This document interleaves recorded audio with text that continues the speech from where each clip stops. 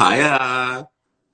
Hi, Jeffrey Bowyer-Chapman. Happy. Hello, Michelle Visage. How are you, my angel? I was just FaceTiming with you when you had no shirt on, so you're I now. it was very sexy, wasn't it? I was I was putting my makeup on and you were naked. I loved it. I know, that's real love right there, honey baby sugar How are you, child. Art? I'm so good. You look gorgeous right now, and I love the whole room personally. The whole room. So I didn't realize it. I was like, hangout room, and Mom and Lola was like, I don't know, 12, 13. And fun fact, Lola, who's like my weed smoking daughter who loves the D, um, Mm-hmm. she wouldn't even Sounds say like me. crap. If she, thank you.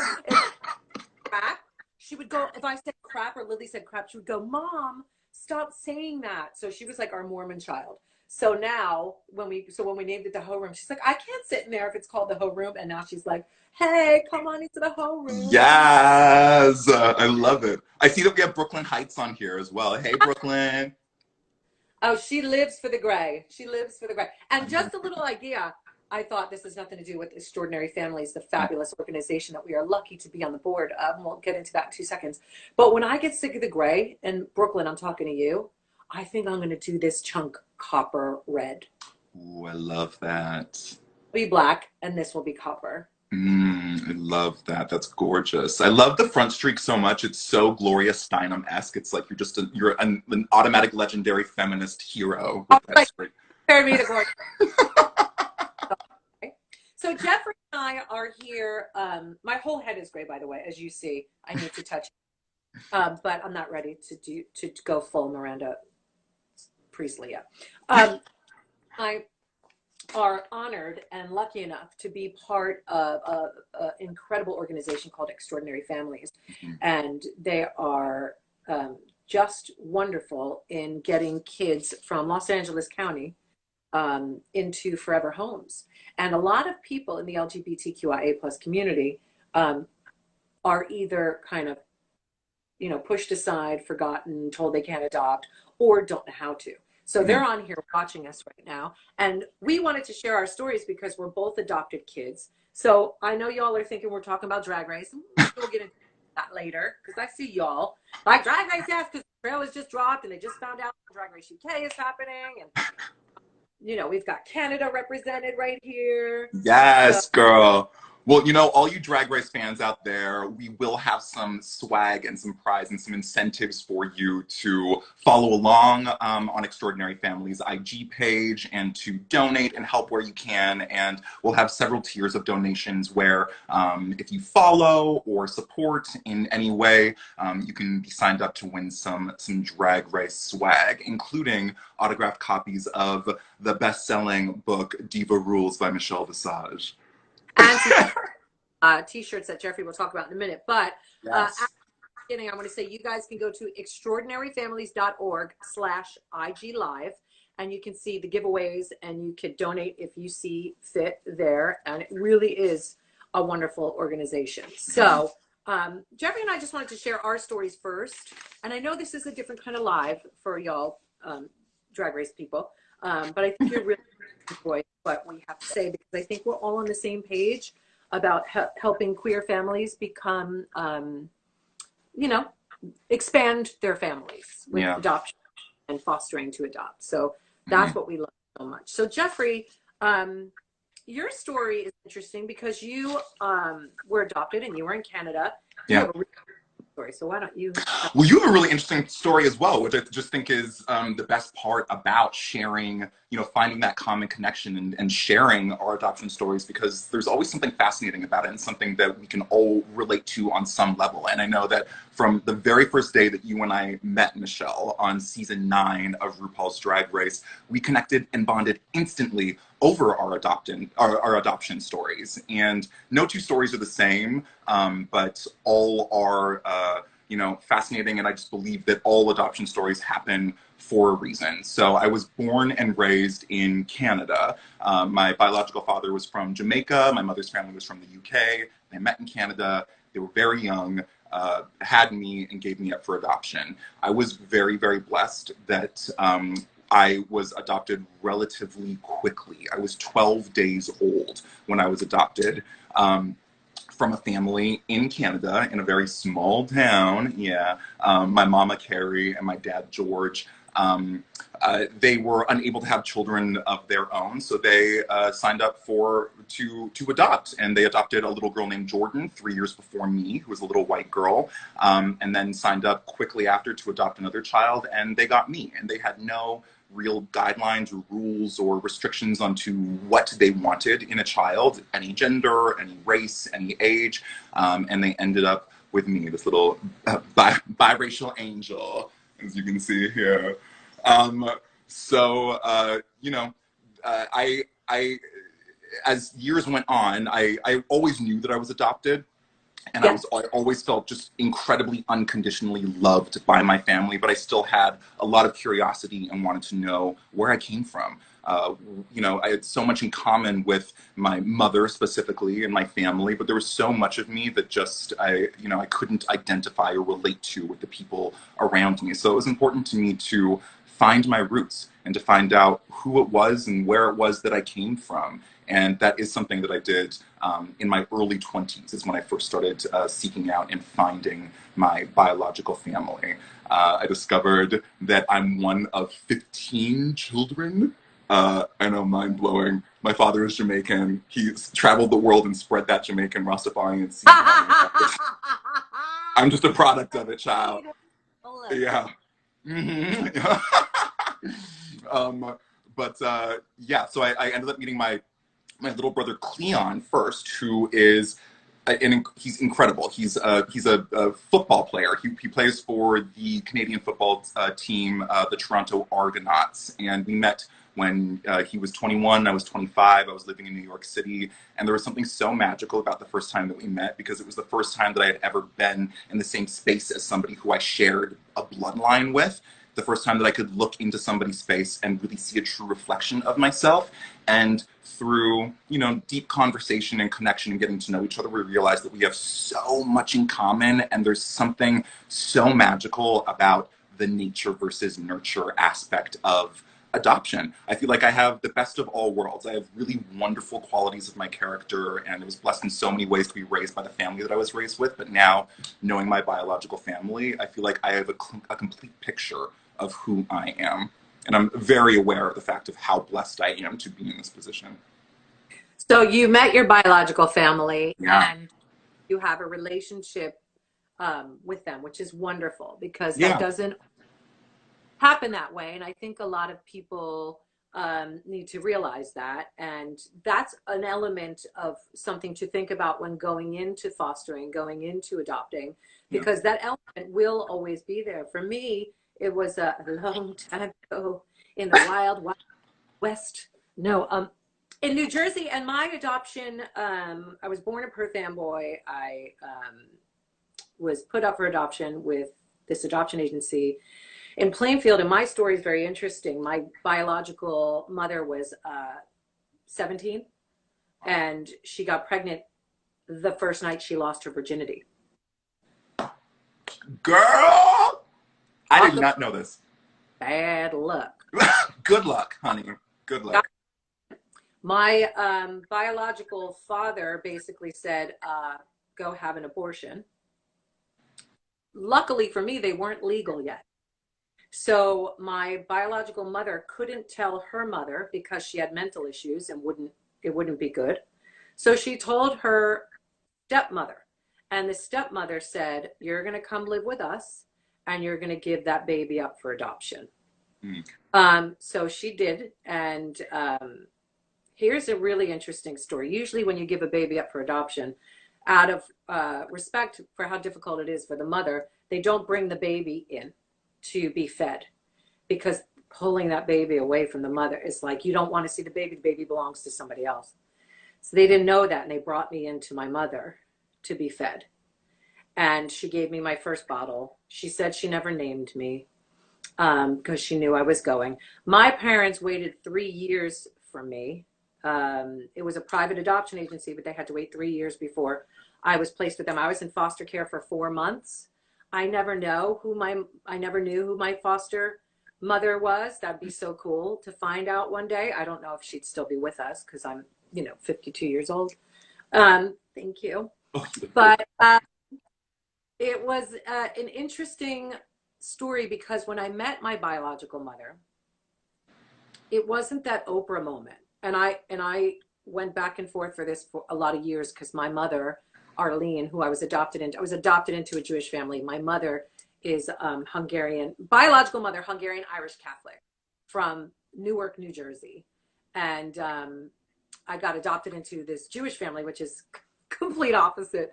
Joanne, my biological mother, found out I was adopted into a Jewish family. She was like, "Oh my God, I'm so happy! I wanted you in a Jewish family." It was really cute. We were like one of two Jewish families in Plainfield, New Jersey, so the cards were just that way. Um, and when I told my mother I wanted to find my biological mother, she was really upset. And it took my aunt to say to her sister to say, "Arlene, without that biological mother, we wouldn't have our Michelle." And that changed everything. So that I got a really I was lucky to, when I got married to my husband, to be able to have my biological mother light a candle. She then gave the candle to my mom. My mom gave a candle to my new mother-in-law, and it was a really special moment. My father and I, my biological father, our relationship is complicated. I'm not going to get into it on here. It's just complicated. But not all adoption families stories are fabulous, but they all tell a story. I'm talking about biologicals with the kids that are put up for adoption. And adoption saves lives. And these kids that are sitting in the foster care right now, and there are so many in Los Angeles County alone, are looking for their forever homes. And the people out there that are looking to adopt, my parents changed my life. Now, I didn't get adopted into a wealthy family. My family was, I'd say, lower middle class. They both worked. I was a latchkey kid who let herself in and out of her house. My parents, but I never went without. And I know that if my mother had kept me, it would have been a much more difficult situation. I did meet my biological sisters. I have two half sisters, and they're wonderful, different fathers, wonderful. And I wouldn't change it. My mother, neither one of my mothers are here anymore, but I did get to have a great relationship with my biological mother, and through her found my beautiful, beautiful sisters, who are Southern. They were born in New Jersey, but moved down. So they talk like y'all. One in Tennessee, one lives in North Carolina. So I have a little bit of Southern, not in me, but my sisters, and raised down there. It's just a really interesting story. I feel like we have a story to tell. And I always say that we adopted kids are the chosen ones, because my parents waited a long time for me, and then 3 more years for my brother. And you were lucky enough to get adopted pretty quickly. But all our stories are positive, because we were adopted into loving families, and we were raised by families that cared and loved us, which is why I think I'm so passionate about being a mother to so many queer children out there who don't feel like they fit in. So this is not about me, Jeffrey. It's not about you. It's about helping to get these kids into forever homes, because they do need help. And there are people out there that really, really want to foster and adopt, and they think because they're not the traditional nuclear family, they're not going to be, or they're not rich, they're not going to be approved. But that's what's beautiful about extraordinary families, and why we love the philanthropic approach that they have. And they're just such a wonderful organization. And we do have some statistics here. A lot of children in Los Angeles enter foster care, and actually around the world, due to abuse and neglect, and it's not their fault. And a lot of these blame their fault. They make it their fault. They blame themselves. Adopted. They blame themselves for being put into foster care. If any kids are watching that are in care right now, it is not your fault, baby. You are perfect.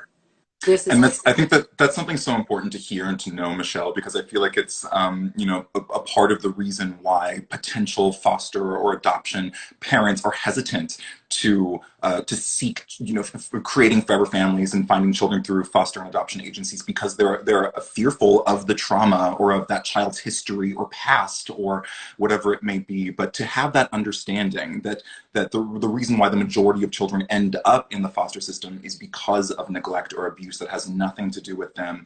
And at the end of the day, we all have trauma and all have things to work through, but I think there's a tremendous level of empathy that can be nurtured and expressed when we have that understanding that we all go through challenging things in life, no matter where it is that we come from.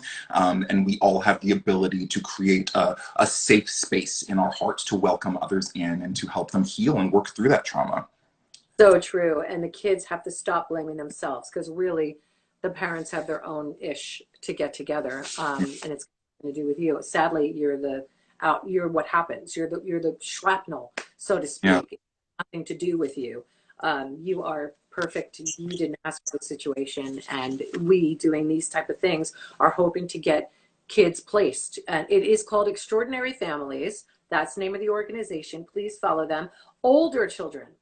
Older children. Now I'm saying 8 years and up, but I'll even say more like 5 or 6. Statistically, 8 years and up, they remain in foster care longer and have multiple foster homes. So they do the jumping around thing. Again, if foster parents can't take care of them, they move on to the next one. And a lot of these kids get to, the age of 18 and then they age out of the system. And then what do these kids do? Where do they go? So this is why companies like Extraordinary Families are so very important, because these kids can get placed. And I know, I do have biological children. I did, have biological children, 2 girls of my own. But I do hope to adopt in the future. I really do. It's something that I want to do. My brother adopted. They adopted a beautiful boy. And we can all, if we can open our hearts, this is a great way, and our home's a great way to do it. So less than 2%, listen to this, less than 2% of children from foster care were ages 12 plus, because the babies, they go, and they go quick, and the little ones. But these kids, especially the ones ages 8 to 15, that are even, 8 to 17, they're the ones that really need the help. They're the ones that really need the guidance. And I mean, on top of that, Michelle, you're absolutely right. And on top of that, another just fascinating and shocking number to me was that 84% of children in foster care in LA County are children of color.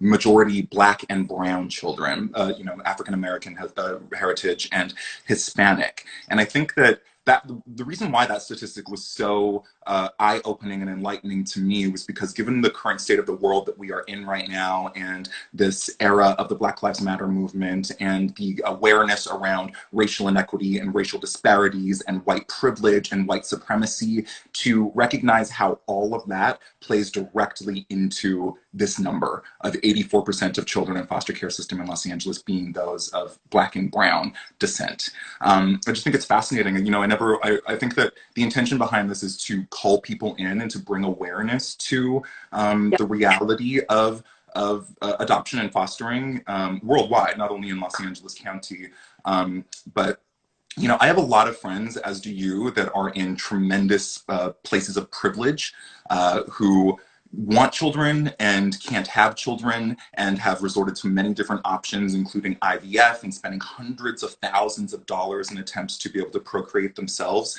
And I think that part of this racial awakening is recognizing that we all have so much more in common than what separates us, and we all need to foster and really nurture and nourish a sense of empathy, as I was saying before. And in doing that, recognizing that spending hundreds of thousands of dollars on IVF treatments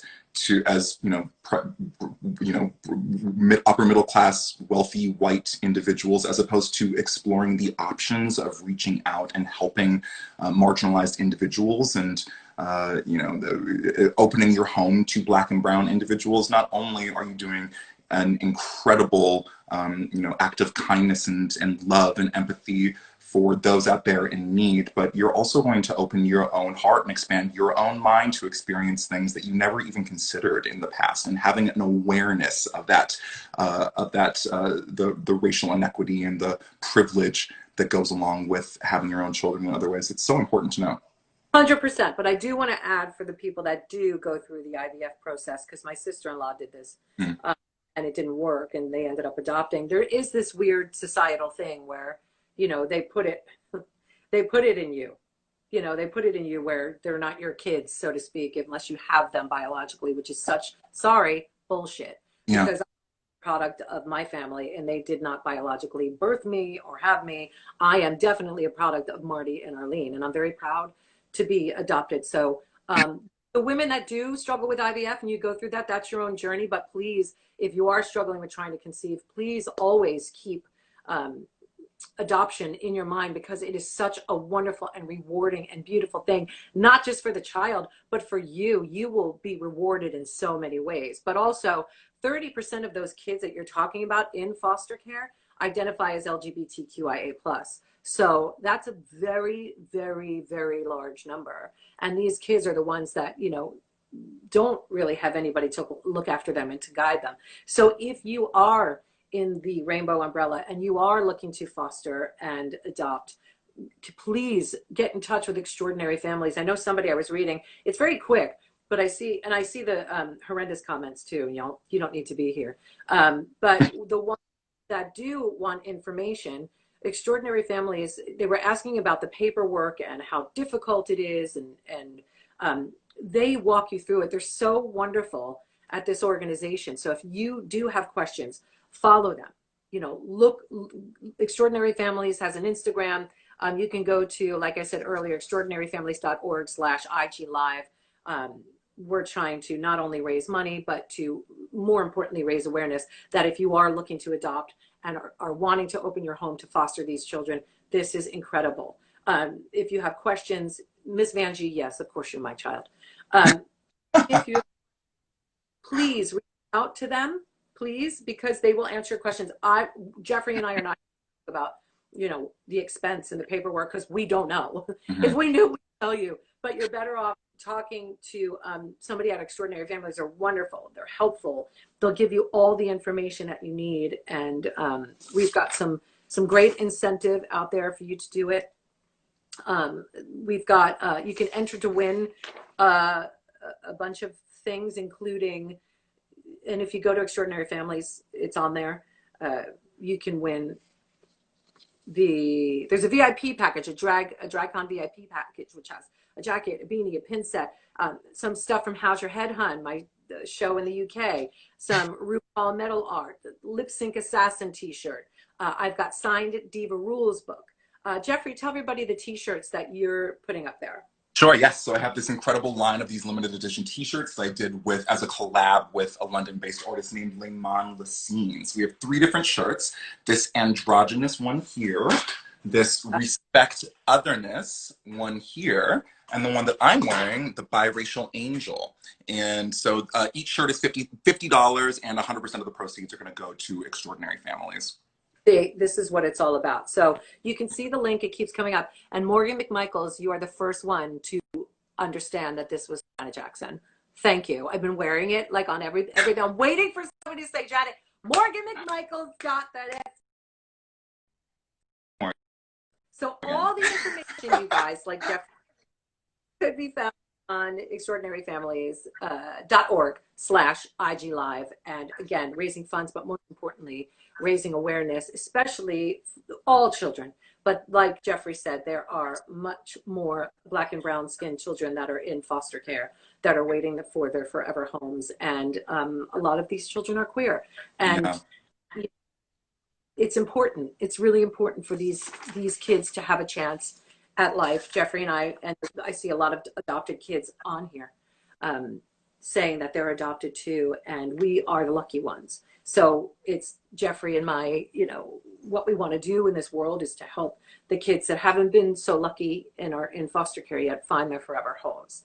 A lot of people are saying they've been thinking about adoption recently. Please check out Extraordinary Families on their Instagram here, their website, and they have all the information for you. They are absolutely Yes, Wonderful. so brilliant, Michelle. So brilliant on so many levels, and something that I was so taken by when you and I had our first board meeting with Extraordinary Families was learning that so many queer individuals out there, whether you're a single gay man or a trans woman or man or a lesbian couple or whatever it may be, aren't aware of the options that they too can be foster parents or can foster to adopt. And Extraordinary Families offers just phenomenal training programs to prepare you to foster to adopt, to equip you with all of the information and education that you could ever need so that you are fully prepared to bring in a child of any age, any race, any gender identity, and create a safe space for them to grow and be nurtured and to expand themselves and to hopefully and maybe become a part of your forever family. The original intention and the priority is always to reunite children in foster care with their biological families, if it's appropriate, if it's safe, if it's necessary. But so often, if that's not the case, then the foster families are going to be the ones who are the next option. And there is no cost to foster, by the way. Fostering to adopt is through the county and through people like Extraordinary Families is much more affordable than you think it is. And it's really just opening your home. And somebody was just on here. I was reading them when you were speaking. The comments, and somebody said that they're a kid in foster care waiting to be adopted. And Wow. we love you and we're here for you and you be adopted as well. It's just important. Doesn't, these kids deserve a chance. They deserve that to, to know that their worth and their value, because life has dealt a different card to them. They feel less than, and you are not. You are not less than. You are amazing, and we're going to do our part to try to get you into your forever family, in your forever home. And it's really important. So this is really specifically for LA County, correct? Yeah, correct. Yeah, so this is really specifically for LA County. So if you are watching and you are interested in fostering and fostering to adopt, please check out extraordinaryfamilies.org /IG Live. That's got all the information on there for everything that we're doing today. And any questions, you could email them. They are wonderful people. Follow them on Instagram. Get all the information. Jeffrey and I, we shared our stories, but our stories are much deeper than that. And there's so many things that we don't talk about because, it's a big thing, and it's a big thing to talk about. So we also want to be respectful of our families and our biological families and adopted families as well, because so much of the intimate details of our stories are so vulnerable and so personable and so personal and so universally relatable. But we just want to try to be as mindful and respectful as we can about all of that.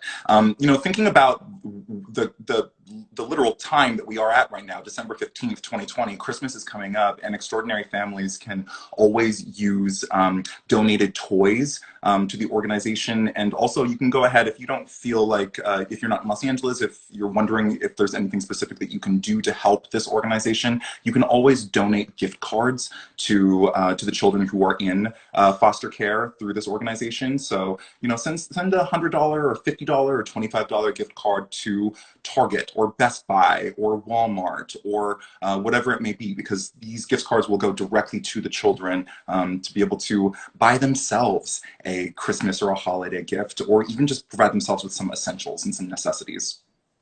That's wonderful. And again, just like Jeffrey said, and anything is welcome. If you can't do 100, you can't do 50, you can do 10, you can do Yeah. 5. Anything is welcome. Thank you so much. So you can go to extraordinaryfamilies.org /IG Live. That's tons of official World of Wonder merchandise, RuPaul signed photos, limited edition Jeffrey Bowyer-Chapman t-shirts, signed the Diva Rules books. Jeffrey might be doing some cameos. You got a shirt this one this morning, honey. You got a shirt that's cameo from me this morning. Yeah, I did. I got a person. Packets, beanies. That's 10 packages being given away. We're doing this because we want to raise awareness and we want to get these kids placed into their forever homes. That's exactly what we're trying to do. So I think that's pretty much it in a nutshell. And we want to thank you all for joining us. And if you have any questions, please extraordinaryfamilies.org/IG live and follow them on Instagram, Extraordinary Families. They are wonderful. You are wonderful. Happy Hanukkah. Merry Christmas. Happy Kwanzaa. We are wishing you Happy New Year. Please stay safe.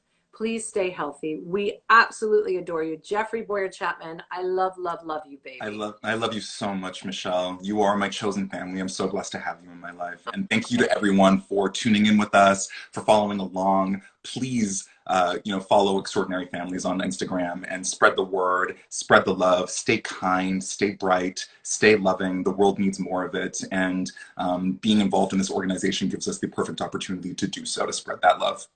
I love that. And I love you all. Happy holidays. Thank you for joining us. Bye. Bye.